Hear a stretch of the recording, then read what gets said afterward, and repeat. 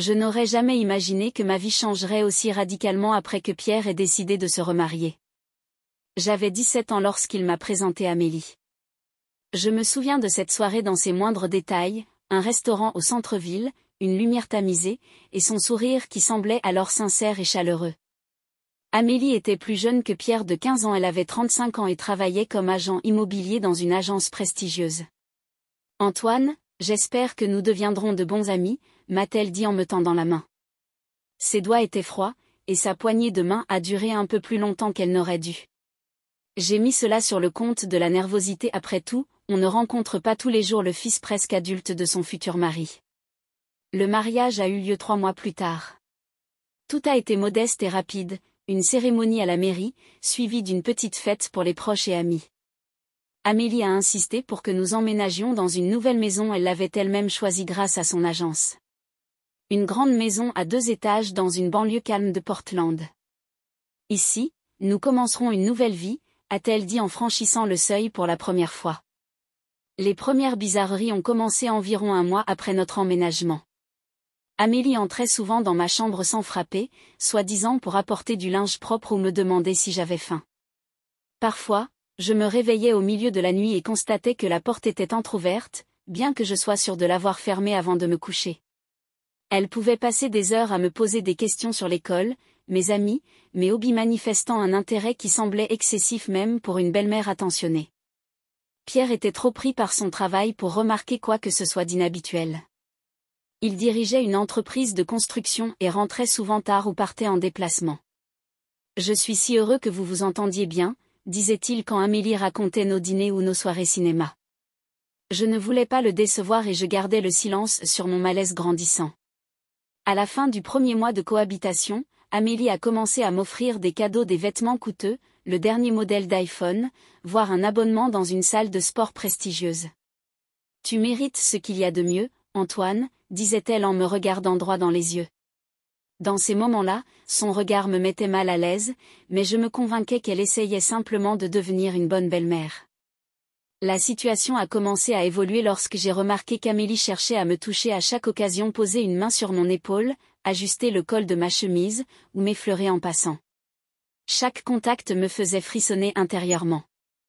J'ai commencé à éviter les dîners en famille, à traîner plus longtemps à l'école et à passer plus de temps chez des amis. Mais Amélie semblait ignorer mes tentatives de prendre de la distance. Elle venait plus souvent dans la salle de bain lorsque j'y étais, prétendant avoir oublié quelque chose d'important. Un jour, j'ai oublié de fermer la porte à clé, et elle est entrée alors que je prenais une douche. « Oh, désolée », a-t-elle dit, mais elle n'a pas quitté la pièce avant que je ne crie pour qu'elle sorte. Ce soir-là, j'ai pour la première fois sérieusement envisagé de parler à Pierre de ce qui se passait. Mais comment lui expliquer ces bizarreries ? Chaque incident pris isolément pouvait être interprété comme une maladresse ou un excès de sollicitude. J'avais peur qu'il ne me croie pas, qu'il pense que je cherchais à le monter contre sa nouvelle femme. De plus, il semblait si heureux, pour la première fois depuis longtemps après son divorce avec Claire. Je ne savais pas alors que ce n'était que le début, que la situation deviendrait de plus en plus tendue et dangereuse chaque jour. Je ne savais pas que mon silence conduirait à une tragédie qu'il aurait été impossible d'éviter. Si seulement je pouvais revenir à ce moment où j'ai senti pour la première fois que quelque chose clochait. Mais on ne peut pas changer le passé, et il ne me reste plus qu'à raconter cette histoire, en espérant qu'elle serve d'avertissement à d'autres. Après cet incident marquant dans la salle de bain, le comportement d'Amélie est devenu encore plus envahissant. Elle a commencé à venir dans ma chambre tard le soir, soi-disant pour me souhaiter bonne nuit. Elle s'asseyait au bord de mon lit et racontait sa journée, ignorant mes tentatives de mettre fin à la conversation. Parfois, elle apportait du thé ou du lait, insistant pour que je le boive jusqu'à la dernière goutte devant elle. Un soir, alors que Pierre était en déplacement professionnel, elle est entrée dans ma chambre vêtue d'une tenue inhabituellement révélatrice. « Antoine, tu deviens un si bel homme », m'a-t-elle dit en passant sa main sur mon épaule. « Tout comme ton père quand il était jeune. » Ses yeux brillaient d'un éclat étrange, et je sentais l'odeur du vin. Je me suis levée brusquement et suis sortie de la pièce, prétextant avoir besoin de réviser pour un contrôle. Le lendemain, Amélie a fait comme si rien ne s'était passé, mais j'ai remarqué un changement dans sa manière d'agir. Elle a commencé à manipuler les situations, créant des prétextes pour que nous nous retrouvions seuls. Tantôt elle me demandait de l'aider à déplacer des meubles dans sa chambre, tantôt elle sollicitait mon aide pour régler les paramètres de son nouveau téléphone. À chaque fois, je cherchais une excuse pour refuser, mais elle savait jouer sur ma culpabilité. « Tu ne m'aimes pas du tout, n'est-ce pas ?» disait-elle les larmes aux yeux. « Je fais tellement d'efforts pour être une bonne mère pour toi, et toi, tu rejettes toutes mes tentatives. » Elle a commencé à se plaindre auprès de Pierre de mon manque de respect, manipulant habilement les faits pour donner l'impression que je provoquais délibérément des tensions dans la famille. À l'école, mes notes ont commencé à chuter. Je n'arrivais plus à me concentrer sur les cours, obsédée par la pensée de ce qui m'attendait à la maison. Mes amis ont remarqué mon changement d'attitude, mais je restais silencieux ou inventais des excuses. Comment expliquer ce qui se passait? Qui aurait cru qu'une femme adulte, l'épouse de mon père, pouvait agir de cette manière? La situation s'est aggravée lorsqu'Amélie a commencé à oublier de fermer la porte de sa chambre lorsqu'elle se changeait. J'évitais de passer devant sa porte, mais la disposition de la maison rendait cela pratiquement impossible. Sa chambre se trouvait sur le chemin de l'escalier. À plusieurs reprises, je l'ai vue à moitié nue, et chaque fois elle feignait d'être gênée, mais son regard trahissait l'intention derrière ces scènes. Dans les rares moments où nous étions tous les trois avec Pierre, Amélie jouait à la perfection son rôle de femme idéale. Attentionnée, prévenante, elle peignait le tableau d'une famille parfaite. Pierre était convaincu qu'il avait une chance inouïe avec sa nouvelle épouse. « Tu vois comme elle prend soin de nous, » me disait-il. « Nous avons beaucoup de chance, mon fils. » J'ai commencé à fermer ma porte à clé, mais une semaine plus tard, le verrou s'est mystérieusement cassé. Lorsque j'ai demandé à Pierre de le réparer, Amélie s'y est opposée. Pourquoi aurions-nous besoin de verrou dans cette maison? Nous sommes une famille, nous ne devrions pas avoir de secrets les uns pour les autres. Pierre a accepté, et je n'ai pas eu d'autre choix que de renoncer à cette protection minimale de mon intimité. Elle a commencé à contrôler mes interactions avec mes amis, surtout avec les filles. Si je téléphonais, elle trouvait toujours un prétexte pour rester à proximité et écouter.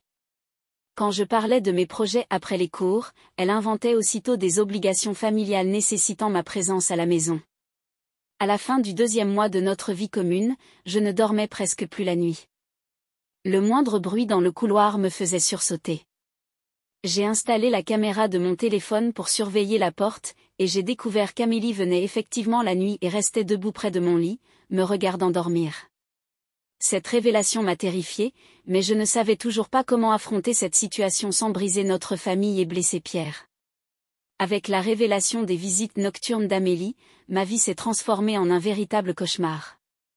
J'ai commencé à barricader ma porte avec une chaise, mais cela ne fit que l'énerver davantage. Un matin, elle éclata en sanglots lors du petit déjeuner, accusant Pierre que je me comportais comme un paranoïaque et que je détruisais les meubles. Il devient complètement incontrôlable, pleurait-elle. J'ai peur qu'il soit dangereux pour nous. Pierre tenta de me parler, mais ses paroles semblaient récitées, clairement inspirées par Amélie. Mon fils, tu dois apprendre à faire confiance aux gens. Amélie t'aime comme son propre enfant. J'essayais de lui laisser entendre les bizarreries de son comportement, mais il mettait tout sur le compte de mon adolescence difficile et des défis liés à l'adaptation dans une nouvelle famille.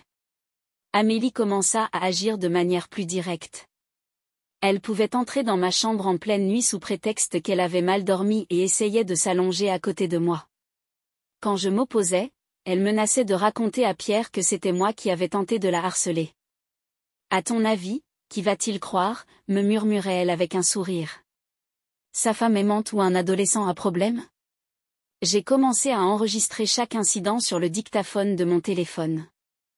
C'était ma seule défense, même si je n'étais pas sûre de pouvoir utiliser ces enregistrements. Ils ne contenaient pour la plupart que des bruits ou des sons indistincts. Amélie était assez maligne pour ne rien dire de compromettant lorsque le risque d'être enregistré existait. La situation atteignit un point critique lorsque Pierre partit pour une conférence d'une semaine à Chicago. Dès le premier soir, Amélie prépara un dîner et insista pour que nous mangions ensemble. Je remarquai un goût étrange dans la nourriture et refusai de continuer. Elle s'énerva, faisant tomber mon assiette. « Tu n'es qu'un ingrat » criait-elle. « Je pourrais te donner tout ce dont tu rêves. » Le lendemain, je découvris qu'elle avait retiré les verrous de toutes les portes de la maison, y compris celle de la salle de bain. Quand j'essayais de partir chez un ami, elle appela la police, affirmant que j'avais volé ses bijoux. Les policiers m'arrêtèrent à 2 rues de chez moi. Amélie retira ensuite sa plainte, expliquant qu'il s'agissait d'un « malentendu », mais son message était clair, elle contrôlait la situation. J'essayais de contacter Claire, mais elle vivait dans un autre état avec sa nouvelle famille et ne pouvait pas intervenir rapidement. À l'école, je me confiais à la docteure Sophie Dubois, mais je ne pus me résoudre à tout raconter, j'avais honte et peur. Je ne parlais que de « difficultés avec ma belle-mère », ce qui sonnait si banal que personne ne prit la situation au sérieux. Amélie commença à répandre des rumeurs parmi les voisins sur mon prétendu comportement instable. Elle racontait qu'elle avait remarqué chez moi des signes de consommation de drogue, que j'étais agressif et incontrôlable.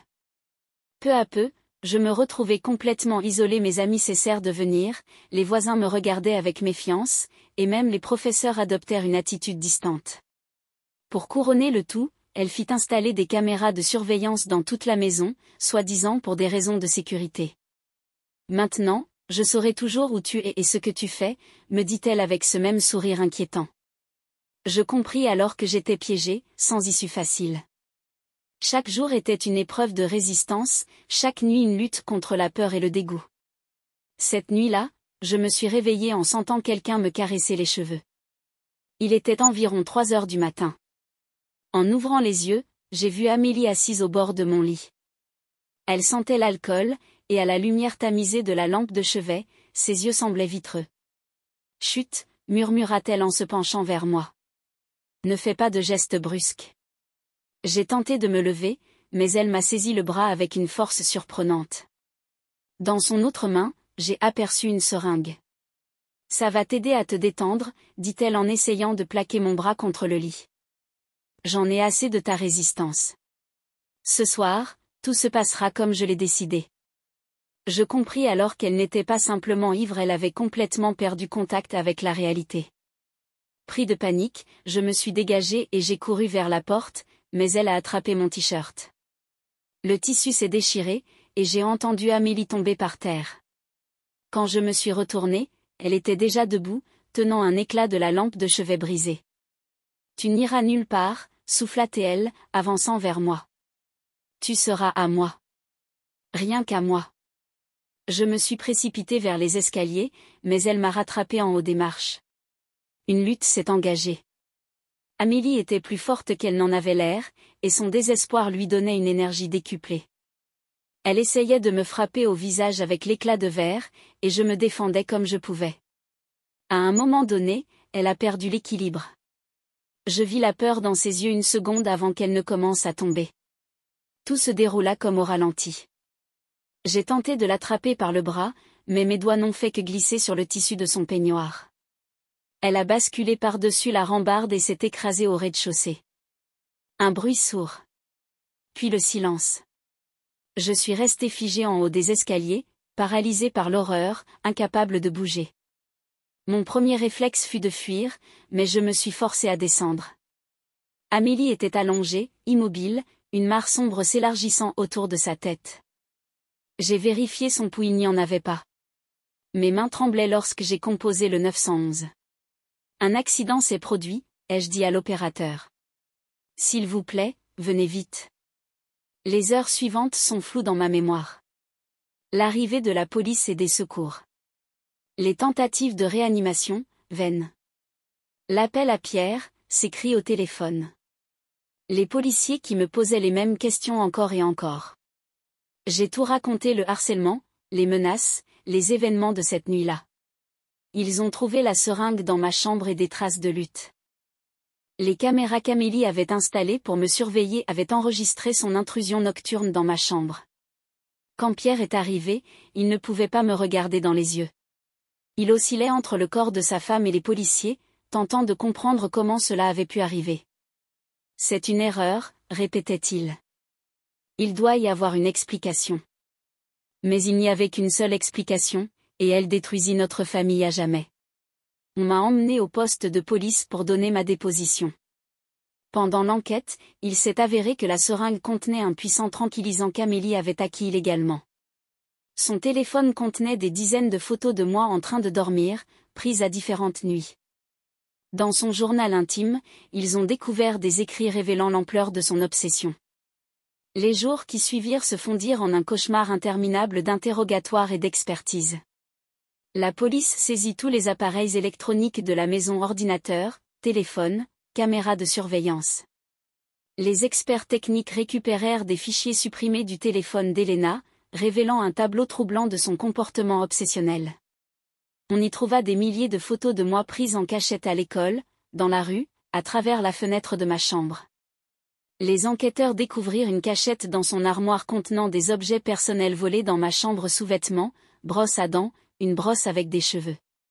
Ils y trouvèrent également un journal intime, rempli de son écriture fine et serrée. Les pages étaient couvertes de fantasmes à mon sujet, de plans pour des rencontres fortuites, et de schémas de manipulation. Les dernières notes devenaient de plus en plus chaotiques et effrayantes. Mon père tomba dans une profonde dépression. Il ne pouvait accepter cette double trahison, celle de sa femme, obsédée par son fils, et celle du destin, qui l'avait emporté de manière si tragique. Lors de son interrogatoire par la police, il avoua avoir remarqué des bizarreries dans le comportement d'Elena, mais les avait attribuées à un désir de devenir une bonne belle-mère. « J'aurais dû protéger mon fils », répétait-il en fixant le vide. L'autopsie révéla un taux élevé d'alcool dans le sang d'Elena ainsi que des traces de substances psychotropes. L'analyse toxicologique montra une consommation régulière de tranquillisants et d'antidépresseurs. Son dossier médical contenait des notes de consultation psychiatrique datant de 5 ans, mais elle avait interrompu son traitement, se jugeant totalement guérie. Peu de gens assistèrent à ses funérailles. Ses collègues, ayant appris les détails de l'affaire, gardèrent leur distance. Les voisins, à qui elle avait raconté des mensonges sur moi, évitaient désormais tout contact avec notre famille. Ses parents, vivant dans un autre État, refusèrent de venir, affirmant qu'ils avaient coupé les ponts avec leur fille depuis longtemps en raison de son comportement inapproprié. L'enquête dura 3 mois. Des dizaines de témoins furent interrogés, enseignants, camarades de classe, voisins. Peu à peu, se dessina le portrait d'une campagne méthodique destinée à m'isoler. Elena avait systématiquement coupé toutes mes voies d'aide, construisant l'image d'un adolescent difficile souffrant de problèmes psychologiques. La psychologue scolaire avoua qu'Elena l'appelait régulièrement pour exprimer ses inquiétudes au sujet de mon comportement. Après avoir examiné tous les éléments, le parquet conclut que mes actes relevaient de la légitime défense. Les enregistrements des caméras montraient clairement qu'Elena était l'agresseur, et que sa chute résultait d'une lutte qu'elle avait elle-même provoquée. L'expertise confirma que les blessures sur son corps correspondaient à la version d'un accident survenu lors d'une tentative d'agression. On me prescrivit une réhabilitation psychologique. La thérapeute expliqua que j'avais été victime d'un grave abus psychologique et sexuel, et que le processus de guérison serait long. Je commençais à comprendre que la peur et la honte réprimées pendant des années nécessitaient désormais un travail approfondi. Cauchemars, crise de panique, méfiance envers les autres, tout cela faisait désormais partie de ma nouvelle réalité. Mon père vendit la maison, aucun de nous ne pouvait rester dans cet endroit où la tragédie s'était déroulée. Nous déménageâmes dans une autre ville, tentant de recommencer à zéro. Mais les fantômes du passé nous suivaient. La nuit, je me réveillais encore au moindre bruit, et mon père continuait de se reprocher ce qui était arrivé. Nos relations, autrefois proches et pleines de confiance, étaient désormais marquées par l'ombre de cet événement. Cependant, je refusais d'abandonner. Peu à peu, je commençais à trouver des moyens de porter ce fardeau. Je m'inscrivis à des cours d'autodéfense pour retrouver confiance en moi. Je cherchais de nouvelles passions capables de me distraire de mes souvenirs. Chaque petit pas en avant était une victoire sur le passé qui, bien qu'il reste une partie de moi, ne devait plus définir mon avenir. Au cours de l'enquête, des détails choquants sur le passé d'Amélie ont été révélés. Il s'est avéré qu'elle avait été mariée 2 fois avant de rencontrer mon père. Les 2 fois, elle avait été mariée à des hommes dont les fils étaient adolescents. Le premier mariage n'a duré que 8 mois et s'est terminé lorsque son mari l'a surprise dans la chambre de son fils de 14 ans. Le second mariage a été rompu après que le fils du mari, âgé de 16 ans, a tenté de se suicider en laissant une note indiquant qu'il avait été victime d'attouchement de la part de sa belle-mère. Les enquêteurs ont découvert une tendance. Amélie recherchait spécifiquement des hommes ayant des fils d'un certain âge et d'une certaine apparence. Ils ont trouvé sur son ordinateur des dossiers contenant des photos d'adolescents qui me ressemblaient. Elle visitait des forums parentaux où elle se faisait passer pour une mère célibataire et cherchait à rencontrer des hommes divorcés. Cette histoire a fait l'objet d'une publicité dans les médias locaux. Les journalistes ont découvert qu'Amélie avait été traitée pour des troubles obsessionnels compulsifs à l'université après un incident de harcèlement avec un jeune professeur.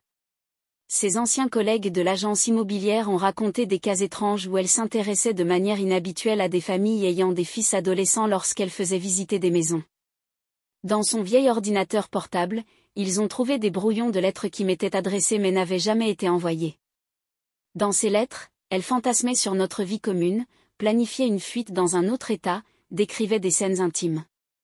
Une évaluation psychiatrique posthume a diagnostiqué chez elle une érotomanie, un trouble rare dans lequel une personne croit de manière délirante à un amour réciproque avec l'objet de l'obsession.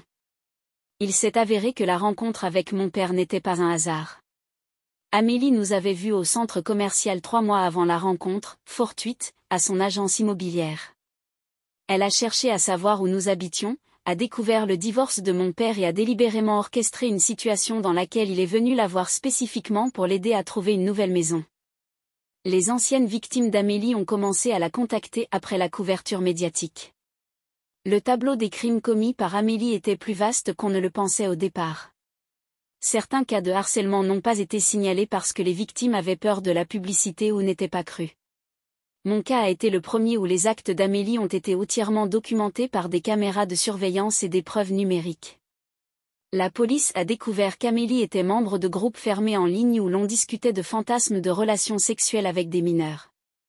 Elle y correspondait activement sous différents pseudonymes, partageant des astuces pour manipuler et éviter les responsabilités. Ces informations ont permis de mettre au jour plusieurs autres cas d'abus sur des adolescents. L'histoire a trouvé un écho dans la communauté professionnelle des psychiatres et des criminologues. Le cas d'Elena est devenu un sujet d'étude, car il illustre la manière dont une personne ayant réussi socialement peut dissimuler un trouble mental grave derrière un masque de bien-être. Ces méthodes de manipulation et la création de l'image d'une « belle-mère idéale » ont été discutées lors de conférences sur la psychologie criminelle. 3 ans se sont écoulés depuis cette nuit fatidique. Je termine mes études de psychologie dans un autre état. Je veux aider d'autres victimes d'abus, ceux qui ont peur de parler de leur douleur. La thérapie m'a permis de réaliser que mon histoire, aussi difficile soit-elle, peut servir d'exemple pour montrer l'importance de ne pas garder le silence sur les abus, quel que soit l'agresseur. Mon père se rétablit lentement. Il a suivi sa propre thérapie, essayant de faire face aux sentiments de culpabilité et de trahison. Notre relation retrouve lentement mais sûrement son intimité d'antan. Nous avons appris à parler de ce qui s'est passé sans laisser le traumatisme définir le reste de notre vie. Nous nous appelons tous les dimanches et parlons pendant des heures, rattrapant les moments où la peur et la honte nous empêchaient de parler. Après la publication de mon histoire dans les médias, j'ai reçu des dizaines de lettres d'autres victimes de crimes similaires. Nombre d'entre elles ont gardé leur douleur secrète pendant des années, de peur de ne pas être crues. L'agresseur féminin ne correspondait pas à la perception publique de la violence sexuelle. Certaines de ces personnes ont décidé de demander de l'aide pour la première fois après avoir pris connaissance de mon cas. L'histoire d'Amélie a conduit à une révision des protocoles pour les services sociaux et les conseillers scolaires. Ils accordent désormais une attention particulière aux signaux de harcèlement, quel que soit le sexe de l'auteur présumé du harcèlement. Plusieurs États ont modifié leurs lois sur la protection des mineurs pour tenir compte de la spécificité des infractions commises par les femmes au sein des familles. La maison où les faits se sont produits a été démolie. À sa place, ils ont construit un centre communautaire pour aider les victimes de violences domestiques. Je consulte parfois leur site web, ils organisent régulièrement des ateliers et des groupes de soutien pour les adolescents qui ont subi des violences domestiques. Je pense que c'est la bonne chose à faire, transformer un lieu de traumatisme en une source de guérison pour les autres. Je fais encore des cauchemars, mais moins souvent. J'ai appris à faire face aux crises de panique, même si certains déclencheurs sont encore troublants. Le bruit des pas dans un couloir de dortoir la nuit, l'odeur d'un certain parfum, le toucher aléatoire d'inconnus, tout cela peut me ramener à cette nuit-là. Mais maintenant, j'ai les moyens de ne pas laisser la peur prendre le dessus. Ma mère est revenue vivre dans notre ville pour être plus proche de moi. Elle se reproche de ne pas avoir remarqué ma souffrance plus tôt, même si je ne lui ai jamais dit ce qui se passait lors de nos rares appels téléphoniques. Nous sommes beaucoup plus proches maintenant, le traumatisme, curieusement, nous a aidés à retrouver le lien que nous avions perdu après le divorce. J'ai créé un forum anonyme en ligne pour les adolescents confrontés au harcèlement des parents d'accueil. Il s'agit d'un espace sûr où vous pouvez obtenir du soutien et des informations sur la manière de vous protéger et sur les endroits où vous pouvez obtenir de l'aide. Le forum est modéré par des psychologues professionnels et nous recevons chaque jour des témoignages de personnes qui ont réussi à se sortir d'une situation similaire. L'histoire d'Amélie fait désormais partie du programme d'études des étudiants en psychologie et en travail social. Son cas est étudié pour montrer à quel point il est important de ne pas ignorer les premiers signes de troubles mentaux et de comportements compulsifs. Peut-être que si elle avait reçu le traitement adéquat lorsqu'elle était plus jeune, toute cette tragédie aurait pu être évitée. Je ne me considère plus comme une simple victime. Je suis une survivante et mon histoire aide d'autres personnes à trouver la force de parler de leurs expériences d'abus. Chaque fois que quelqu'un trouve la force de parler d'une telle expérience, nous devenons un peu plus forts en tant que société. La vérité, aussi douloureuse soit-elle, est le premier pas vers la guérison.